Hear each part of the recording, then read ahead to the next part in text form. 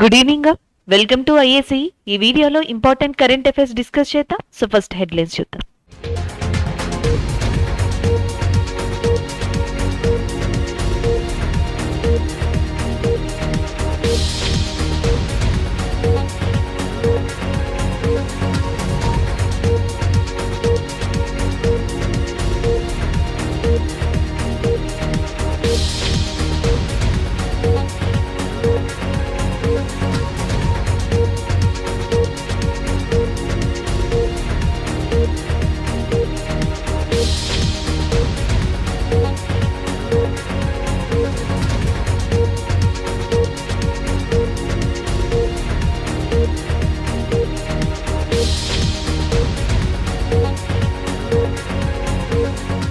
So ఇక్కడ మనకి current affair వచ్చి బుక్ అండ్ ఆధార్ కి సంబంధించింది. మోడర్న్ ఇండియా అనేది బుక్ యొక్క నేమ్ అండ్ ఆధార్ వచ్చేటప్పటికి పూనం దలాల్ దహియా. పూనం దలాల్ దహియా రాసింది మోడర్న్ ఇండియా అనే బుక్. ఇది మనకి బుక్ అండ్ ఆధార్ కి సంబంధించింది. సో ఇది వరకు గతంలో కూడా ఈమె ఏనిషెంట్ అండ్ మిడివల్ ఇండియా అనే బుక్ ని కూడా రాసి ఉన్నారు. సో ఈ బుక్ ని రీసెంట్ గా మనకి హర్యానా చీఫ్ మినిస్టర్ అయిన మనోహర్ లాల్ ఖట్టర్ గారు ఇనాగ్రేట్ చేయడం జరిగింది, రిలీజ్ చేయడం జరిగింది. దానికి సంబంధించిన current affair. So Poonam Dalal Dahiya రాసింది రెండు బుక్స్. ఒకటి మోడర్న్ ఇండియా, గతంలో ఏనిషెంట్ అండ్ మిడివల్ ఇండియా అనే బుక్ ని కూడా రాశారు. సో దీనిని రీసెంట్ గా, ఈ బుక్ ని రీసెంట్ గా హర్యానా చీఫ్ మినిస్టర్ అయిన మనోహర్ లాల్ ఖట్టర్ గారు మనకి రిలీజ్ చేయడం జరిగింది. అలాగే హర్యానా యొక్క గవర్నర్ గా బండారు దత్తాత్రేయ గారు ఉన్నారు. సో నెక్స్ట్ కరెంట్ అఫైర్ చూద్దాం. నెక్స్ట్ కరెంట్ అఫైర్ డే కి సంబంధించింది. International day for preventing the exploitation of the environment in war and armored conflict. So దీనిని November 6th రికగ్నైజ్ చేయడం జరిగింది.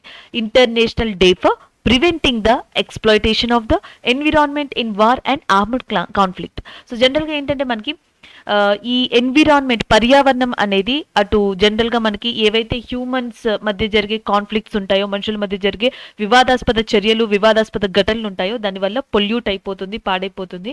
సో దానికి సంబంధించి అవేర్నెస్ ఇవ్వడం కోసం 6th November అనే దాన్ని ఒక అంతర్జాతీయ దినోత్సవంగా రికగ్నైజ్ చేశారు. అది కూడా preventing the exploitation of the environment in war and armored conflict గా. దీనిని 2001లో united nation general assembly recognize చేసింది. సో అప్పట్లో మనకి యునైటెడ్ నేషన్ యొక్క సెక్రటరీ జనరల్ గా, యుఎన్ సెక్రటరీ జనరల్ గా కోఫీ అన్నన్ ఉన్నారు. సో ఆయన టైంలో జరిగింది ఇది యునైటెడ్ నేషన్ జనరల్ అసెంబ్లీ. అప్పట్లో ఆయన టైంలోనే దీన్ని డిక్లేర్ చేయడం కూడా జరిగింది. అండ్ నెక్స్ట్ కొన్ని చూద్దాం. అంటే జనరల్ గా ఎలాంటివి వాతావరణాన్ని దెబ్బతీస్తాయి, అంటే ఎలా ఎక్స్ప్లోర్ చేస్తాయి, ఎలాంటి ఆర్మడ్ కాన్ఫ్లిక్ట్స్ అంటే 2006లో ఇజ్రాయెల్ కి లెబనాన్ కి మధ్య కొన్ని వివాదాస్పద ఘటనలు జరిగాయి. యాక్చువల్లీ ఇజ్రాయెల్ అటాక్ లెబనాన్ అని చెప్పొచ్చు. ఆ టైంలో దాదాపుగా 1,00,000 tons అంటే 1,00,000 tons ఆఫ్ ఆయిల్ అనేది మెడిటేరియన్ సీలోకి వెళ్ళడం జరిగింది. సో దానివల్ల చుట్టుపక్కల ఉన్న పర్యావరణం అంతా కూడా దెబ్బతినడం జరిగింది. అలాగే 2003లో యుఎస్ ఇరాక్ కి మధ్య జరిగిన కొన్ని వివాదాస్పద ఘటనల వల్ల కూడా సో ఇలాంటి ఇంపాక్టే జరిగింది. దాని తర్వాత వరుసగా Gulf of wars, Gulf of nations ఇలాంటి కంట్రీస్ కి మధ్య జరిగిన ఆర్మడ్ కాన్ఫ్లిక్ట్ వల్ల కూడా దాని చుట్టుపక్కలంతా కూడా పర్యావరణం దెబ్బతింది. సో ఇక్కడ జనరల్ గా చూడొచ్చు యాసిడ్ రైన్స్ గానీ సో ఇలాంటివి సంభవించడం స్టార్ట్ అయ్యాయి. అండ్ అటామిక్ బాంబ్ కూడా ఇలాంటి దాంట్లోకి వస్తుంది. బట్ ఇక్కడ నేను ఈ పాయింట్ ఆఫ్ వ్యూలో చెప్పలేదండి, జనరల్ గా ఒక ఎగ్జాంపుల్ కోసం అటామిక్ బాంబ్ అనేది నేను ఇక్కడ చెప్పాను. అలాగే డిప్లేటెడ్ యురేనియం. సో జనరల్ గా న్యూక్లియర్ ఫ్యూయల్ యొక్క బై ప్రొడక్ట్ గా డిప్లేటెడ్ యురేనియం అని చెప్తాం. సో దీని వల్ల కూడా క్యాన్సర్ కానీ లేకపోతే కొన్ని లాంగ్ రిలేటెడ్ హెల్త్ ప్రాబ్లమ్స్ అనేవి డిప్లేటెడ్ యురేనియం వల్ల వస్తాయంట.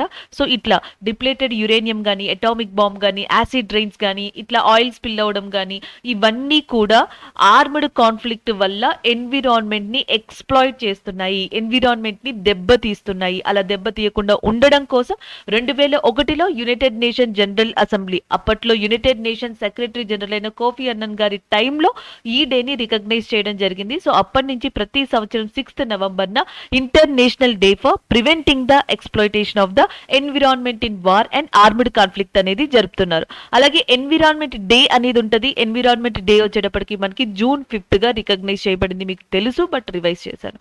June 5th is the environment day and November 6th is the international day for preventing the exploitation of the environment in war and armed conflict. So next current affair చూద్దాం. Next current affair national cancer awareness day. So national cancer awareness day అనేది మనకి 7th November recognise చేయబడింది. దానికి సంబంధించిన current affair గా చెప్పొచ్చు.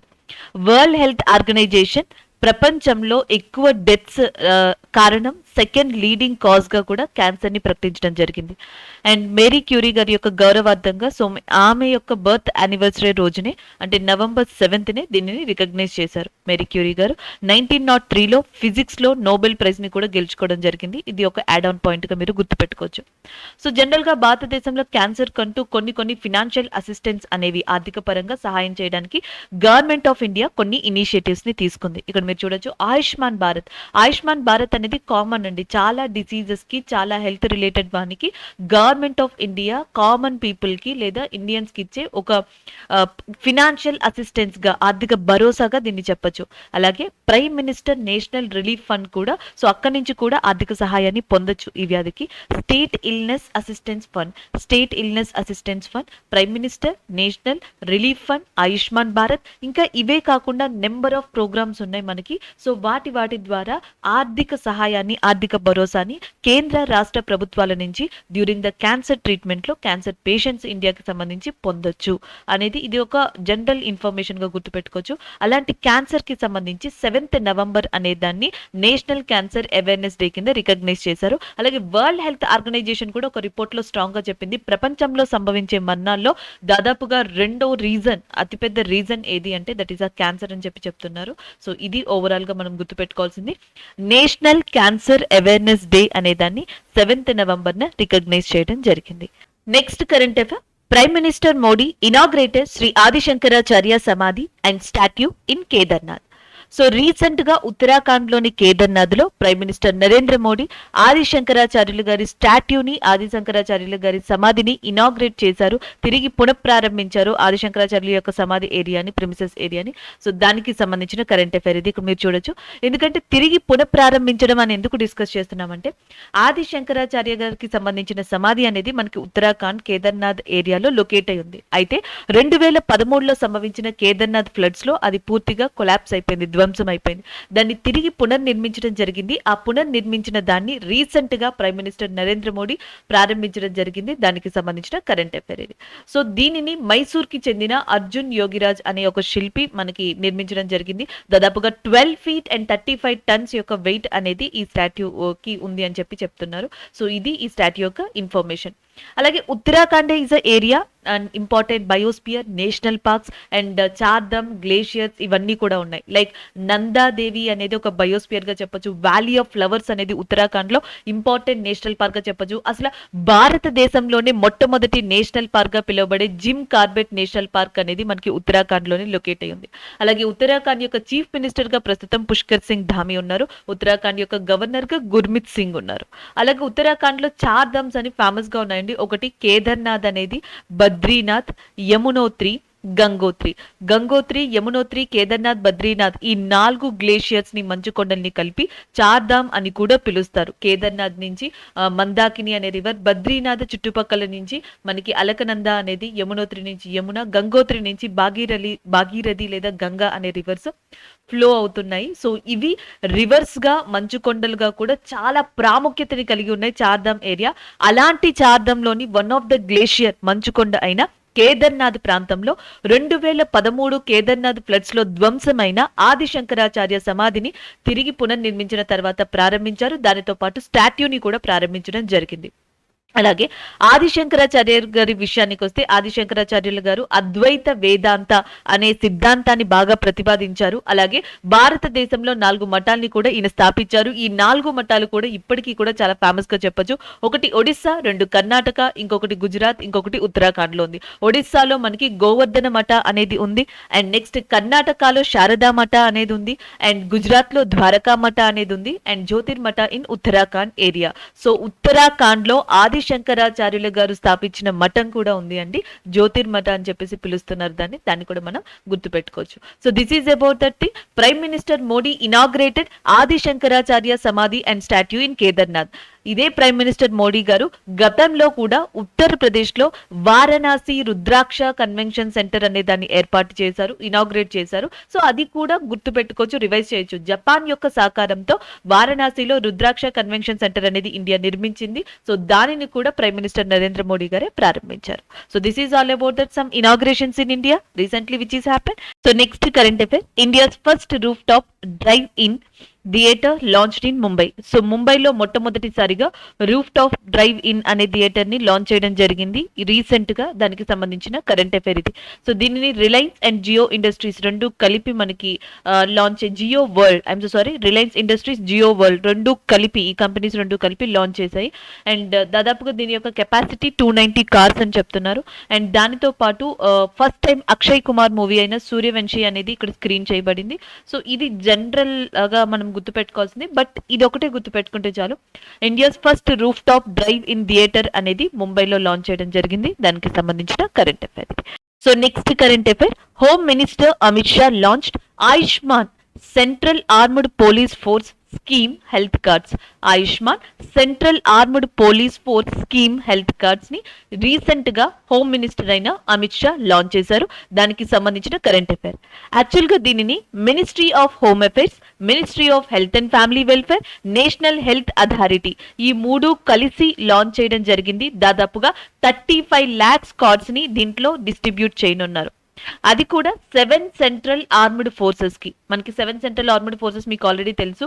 ఒకటి Assam rifles, 2 border security force, and మూడోది వచ్చేటప్పటికి central industrial security force, CRPF central reserve police force, and ITBP Indo Tibetan border police, NSG national security guards, SSB Sashastra Seema Bal, national security guard, Indo Tibetan border police, and central reserved police force, and central industrial security force, border security force, Assam rifles ఈ 7 central armed forces కి Ayushman central armed police force scheme health cards ని distribute చేసే పథకాన్ని లేదా distribute చేసే platform ని home minister Amit Shah ప్రారంభించడం జరిగింది. సో దీనికి ఏంటంటే హెల్త్ రిలేటెడ్ గా సంబంధించిన ఏవైతే సర్వీసెస్ ఉన్నాయో, సో వీళ్ళ పర్సనల్స్ కి కూడా ఈ సర్వీసెస్ అనేవి అందించబడతాయి. ఇక్కడ మీరు చూడొచ్చు, to provide health care services to all CAPF personnel their dependents, వాళ్ళ మీద ఆధారపడిన వాళ్ళకి అండ్ వాళ్ళకి కూడా ఈ హెల్త్ సేవల్ని ఈ హెల్త్ కార్డ్ ద్వారా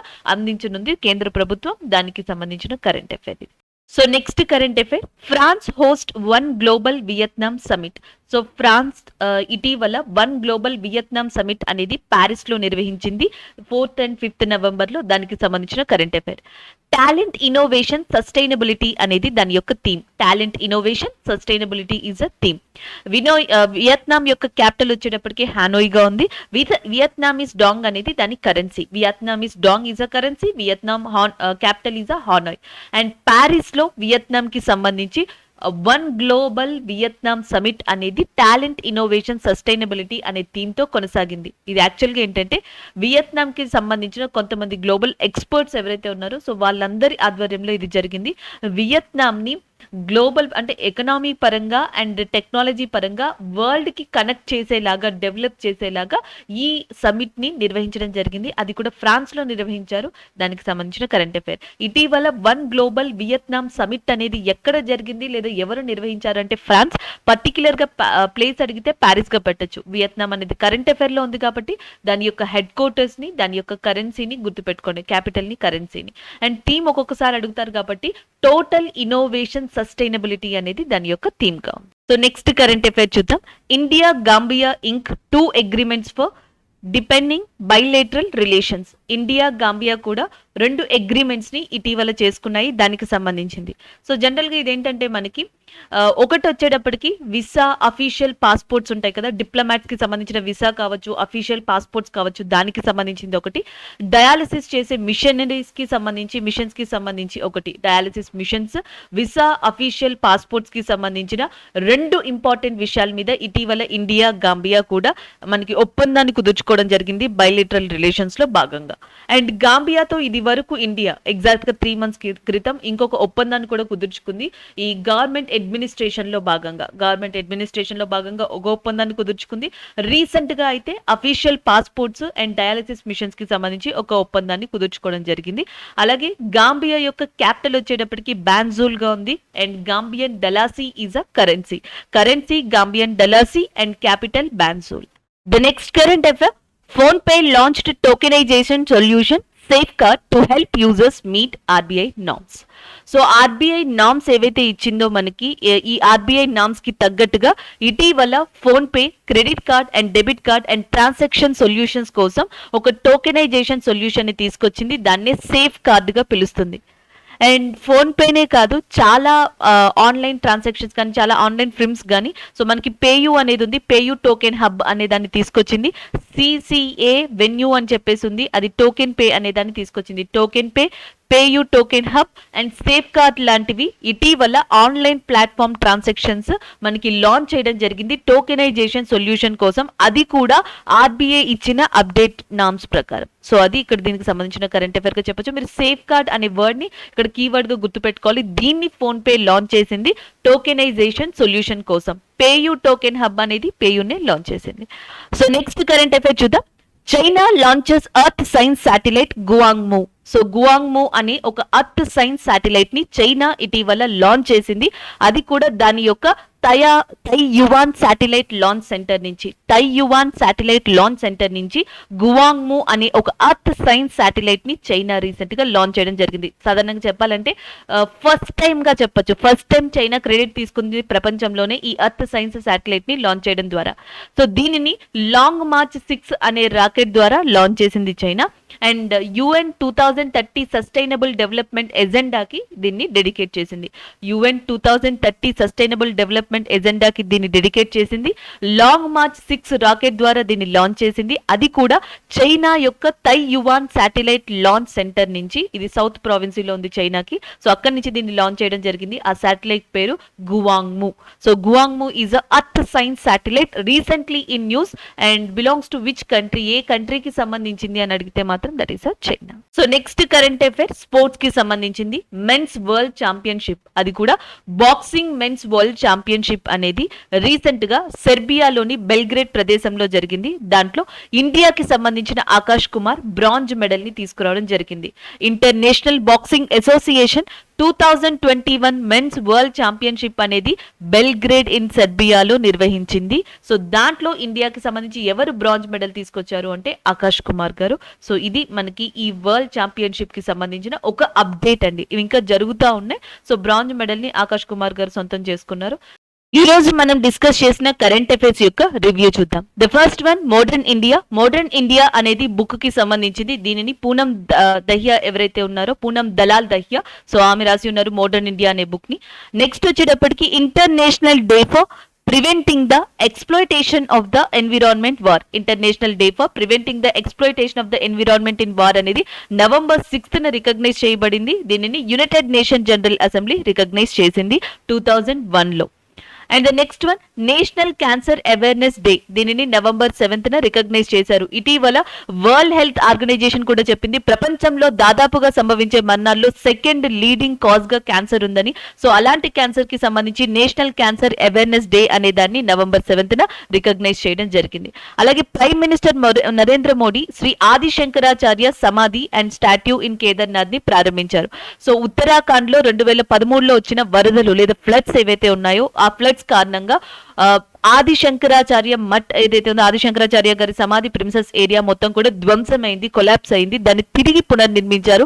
అలా తిరిగి పునర్నిర్మించిన దాన్ని రీసెంట్ గా ప్రైమ్ మినిస్టర్ నరేంద్ర మోడీ ప్రారంభించారు. సో దానితో పాటుగా ఆది శంకరాచార్య స్టాట్యూని కూడా ఆయన ఇనాగ్రేట్ చేయడం జరిగింది కేదార్నాథ్ ప్రాంతంలో. దానికి సంబంధించిన కరెంట్ అఫైర్. కేదార్నాథ్ ని one of the important place in Chardham in Uttarakhand గా కూడా పిలుస్తారు.